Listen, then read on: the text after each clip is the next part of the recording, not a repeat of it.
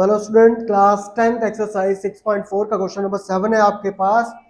Prove that the area of an equilateral triangle described on the side of a square is equal to half the area of the equilateral triangle described on the one of its diagonals. ठीक है, तो सबसे पहले देखते हैं इसका diagram हमारे पास क्या बन के आएगा।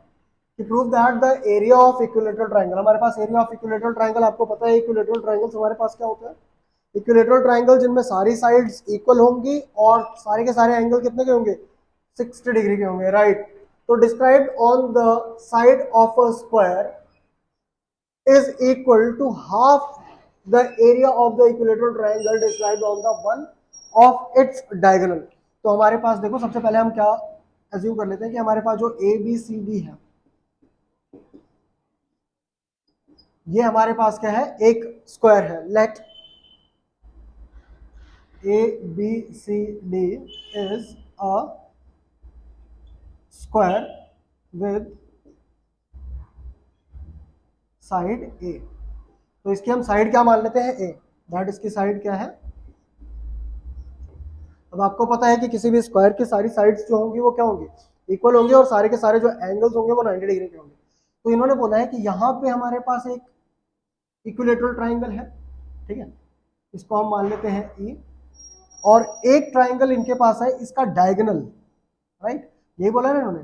तो डायगोनल से अगर हम एक ट्राइंगल निकालते हैं तो ये हमारे पास कुछ इस तरीके से आ जाएगा, राइट। तो डी ई एफ कर लो इसको, ठीक है। तो हमारे पास एक ट्राइंगल हो गया इक्विलेटरल ट्राइंगल ये, और एक ट्राइंगल हमारे पास हो गया ये वाला, ठीक है, ऑफ साइड ए, ठीक है। सो द डायगोनल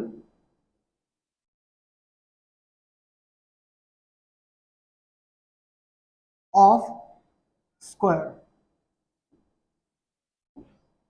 तो जो स्क्वायर का डायगोनल आएगा वो हमारे पास क्या आएगा। देखो, अगर ये हमारे पास साइड ए है और ये भी हमारे पास साइड ए है, तो ये 90 डिग्री का एंगल है। आपको पता है कि स्क्वायर में क्या होता है, सारे के सारे एंगल 90 डिग्री के होते हैं। हम यहाँ पे पीजीटी यूज कर लेंगे in triangle B C D. तो using PGT in triangle B C D, ठीक है। तो ट्राइंगल बी सी डी पे जब आप पीजीटी यूज करते हो तो आपके पास देखो क्या आ जाता है, दैट एच का square is equal to p square plus b square. तो यहाँ पे एच हाइपोटेनस हमारे पास क्या है, बी डी। तो यह आ जाएगा B D is equal to B D का square is equal to P, यानी कि जो परपेंडिकुलर है वो हमारे पास क्या है, ए, और प्लस बेस जो है वो भी हमारे पास क्या है, ए। तो इनका स्क्वायर, तो हमारे पास क्या आ जाएगा, दैट बी डी का square is equal to a square plus a square. तो हमारे पास जो बी डी का स्क्वायर है that is equal to 2 into a square, और जब यहां से हम स्क्वायर को शिफ्ट करेंगे तो हमारे पास आ जाएगा अंडर रूट ऑफ 2, और ए स्क्वायर से जो रूट होगा वो कट जाएगा। तो जो हमारे पास बी डी आएगा that is under root 2a। तो ये हमारे पास आ जाएगा अंडर रूट 2a, राइट। ये हमारे पास आ गया 2a। अब अगर ध्यान से देखो तो हमारे पास बोला गया है कि एक जो साइड है, ठीक है, equilateral triangle, area of equilateral triangle described on the one side of the square. तो हमारे पास जो ट्राइंगल इक्विलेटरल ट्राइंगल, तो हम क्या लिखेंगे, देखो यहां से लिख लेते हैं हम कि in equilateral triangle A B C, या the side of equilateral triangle, side of equilateral triangle A B C is a, right. कि इसकी जो हमारे पास साइड है वो क्या है, ए है, right. And side of equilateral triangle D B F, D B F is under root of 2a, under root of 2 into a. ये हमारे पास साइड आ गई, देखो ये साइड है और ये साइड है ट्राइंगल्स की। अब हमारे पास क्या होगा, that triangle, triangle A E B, triangle A, not A B C, A E B, A E B, right. तो triangle A E B, A E B is similar to triangle D B F. और ये क्यों होगा? तो देखो हमारे पास दोनों के दोनों ट्राइंगल्स कैसे हैं, दोनों के दोनों ट्राइंगल्स हमारे पास है इक्विलेटरल ट्राइंगल, ठीक है। तो because both the triangles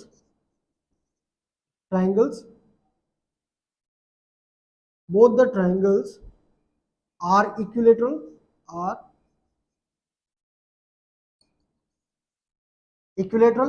and